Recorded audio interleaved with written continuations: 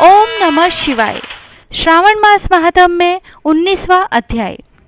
ईश्वर बोले, हे महामुने, अब मैं श्रावण मास में दोनों पक्षों की एकादशी तिथि को जो किया जाता है उसे कहता हूँ, आप सुनिए। हे वत्स, रहस्य में अति श्रेष्ठ महान पुण्य प्रदान करने वाले तथा महापातकों का नाश करने वाले इस व्रत को मैंने किसी से नहीं कहा है।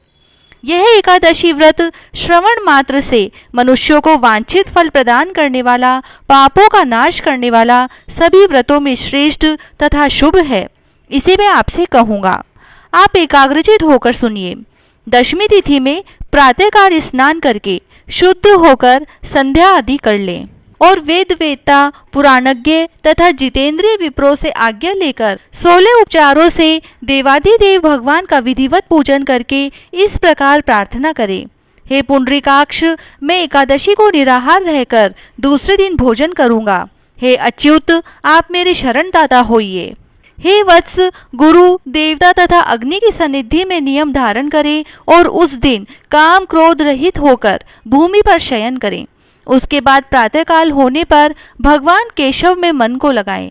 भूख लगने तथा प्रस्खलन, गिरना, ठोकर आदि लगना के समय श्रीधर श्रीधर इस शब्द का उच्चारण करें। हे वत्स, यह व्रत मोक्ष प्रदान करने वाला है। अतः 3 दिनों तक पाखंडी आदि लोगों के साथ बातचीत, उन्हें देखना, उनकी बातें सुनना, इन सब का त्याग कर देना चाहिए। तदंतर क्रोध रहित होकर पंचगव्य लेकर मध्याह्न के समय नदी आदि के निर्मल जल में स्नान करना चाहिए। सूर्य को नमस्कार करके भगवान श्रीधर की शरण में जाना चाहिए और वर्णाचार की विधि से सभी कृत्य संपन्न करके घर आना चाहिए। वहाँ पुष्प, धूप तथा अनेक प्रकार के नैवेद्यों से श्रद्धा पूर्वक श्रीधर की पूजा करनी चाहिए। उसके बाद स्वर्ण में पंचरत्न युक्त श्वेत चंदन से लिप्त तथा 2 वस्त्रों से आच्छादित कलश को स्थापित करके और शंख चक्र गदा युक्त देवादिदेव श्रीधर की प्रतिमा स्थापित कर उनकी पूजा करके गीत वाद तथा कथा श्रवण के साथ रात्रि में जागरण करना चाहिए। इसके बाद विमल प्रभात होने पर द्वादशी के दिन विधिवत पूजन करके कृतकृत्य होकर बुद्धिमान को चाहिए कि श्रीधर नाम का जप करे। इसके बाद उन शंख चक्र तथा गदा धारण करने वाले देव देवेश श्रीधर की पुनः पूजा करे और स्वर्ण दक्षिणा सहित कलश ब्राह्मण को प्रदान करे।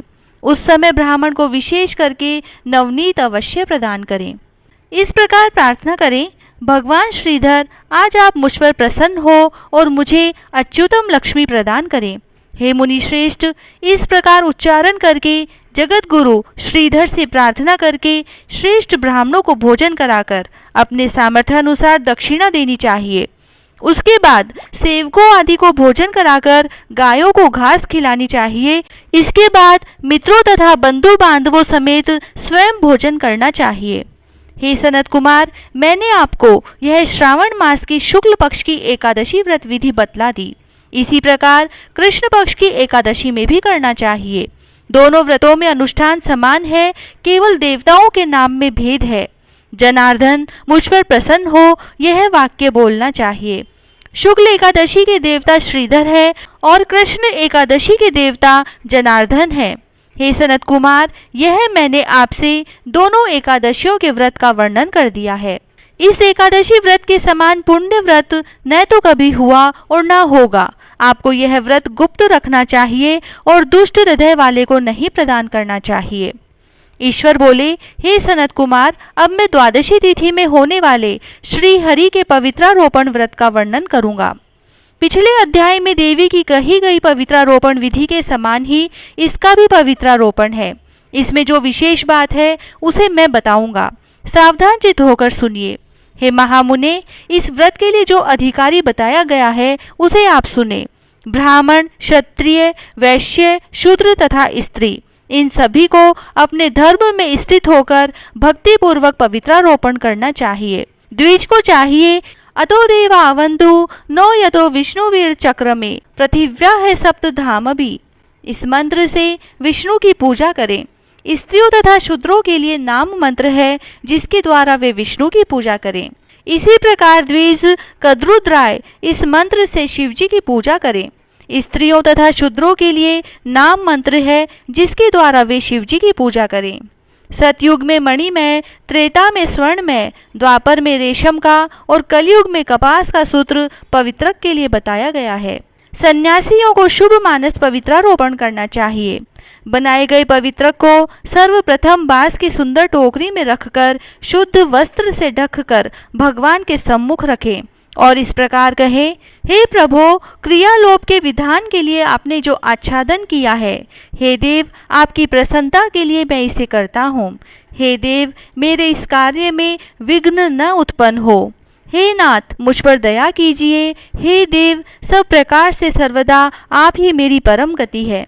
हे जगतपते, मैं इस पवित्रक से आपको प्रसन्न करता हूँ। ये काम क्रोध आदि मेरे व्रत का नाश करने वाले न हो। हे देवेश, आप आज से लेकर वर्ष पर्यंत अपने भक्त की रक्षा करें। आपको नमस्कार है। इस प्रकार कलश में देवता की प्रार्थना करके बांस के शुभ पात्र में स्थित पवित्रक की आदरपूर्वक प्रार्थना करनी चाहिए। हे पवित्रक, वर्ष भर की गई पूजा की पवित्रता के लिए विष्णु लोक से आप इस समय यहाँ पधारें। आपको नमस्कार है। हे देव, मैं विष्णु के तेज से उत्पन्न मनोहर, सभी पापों का नाश करने वाले तथा सभी कामनाओं को पूर्ण करने वाले इस पवित्रक को आपके अंग में धारण कराता हूँ।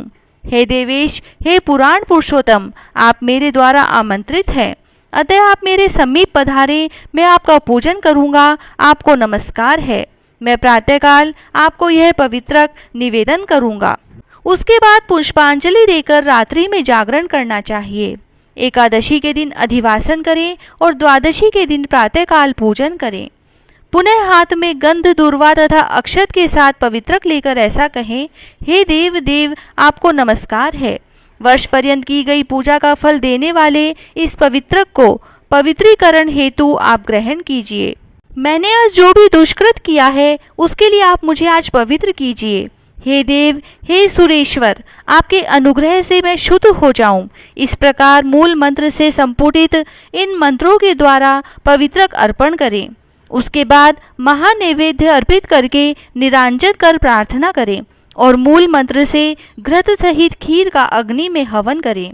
इसके बाद इसी मंत्र से पवित्रक का विसर्जन करके इस प्रकार बोले, हे पवित्रक, वर्ष भर की गई मेरी शुभ पूजा को पूर्ण करके अब आप विसर्जित होकर विष्णु लोक को प्रस्थान करें। इसके बाद पवित्रक को उतार कर ब्राह्मण को प्रदान कर दें अथवा जल में विसर्जित कर दें। हे वत्स, मैंने आपसे श्री हरि के इस पवित्रारोपण का वर्णन कर दिया। इसे करने वाला इस लोक में सुख भोग कर अंत में वैकुंठ को प्राप्त करता है। इस प्रकार श्री स्कंद पुराण के अंतर्गत ईश्वर सनत कुमार संवाद में श्रावण मास महात्म्य में उभय एकादशी व्रत कथन और द्वादशी में विष्णु पवित्रारोपण कथन नामक 19वां अध्याय पूर्ण हुआ। ओम नमः शिवाय। जय श्री राधे।